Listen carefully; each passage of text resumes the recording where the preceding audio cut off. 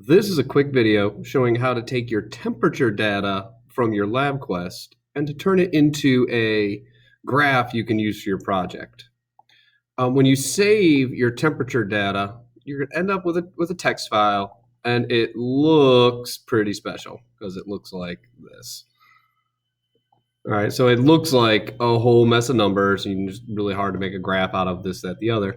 So what you do is you go up to Edit, go down to Select All, and then you go Edit, Copy. Come on over here to a Google spreadsheet and just go Edit, Paste. Google's pretty smart, puts it into columns for you. Still can't make it into a graph yet because this stuff right here is going to mess it up. So what you got to do is take the first bunch of rows above minutes in this, highlight them, and you're going to delete those suckers. Okay, and I would say also delete this blank row here. It's probably not helping anything. Delete row. And then you just want to make a thing here. Make a graph of time versus temperature. Highlight the two columns by clicking on A and B. Over here, you can click Insert Chart. It's pretty smart. It's probably just going to figure out a nice line chart for us. We want a line. Did a bar graph, so we're going to change that to a line graph. Okay. All right, and it's still giving us a little bit of screwiness here because it's giving us this. We're going to go to Customization or Chart Types, and we're going to say use column A as, there we go. We all use column A as labels, so we're saying that column A is the minutes. And there's your graph. All right, and then all you got to do is insert. And then you can take this and paste it into your document on part 2 of the project, which is using where you compare your temperature data. And this is day 1 test.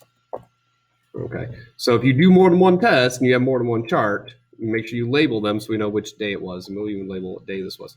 This was from May 3rd, 2017. All right, and there's my graph. So I have something I can paste into my project very easily. It looks like this one kind of peaked out around 200. If you really are interested, you can actually move your graph over here. This is me making a video longer than you need to be, but that's because I'm me. Okay, graph, move, thank you. You can say, you can go to another column and you type equals max, and then you highlight this column. Oopsie, come back here. Max, parentheses.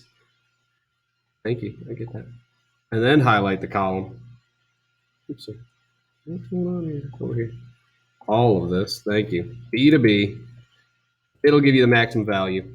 And apparently the maximum temperature reached was 208. You can even go minimum. So equals min, parentheses, highlight the whole column, parentheses. So lowest temperature this had during testing could be 105.2, and the highest temperature during testing was 208. So that's pretty cool. Anyway, so you can use all this for when you're analyzing your temperature data to make your project.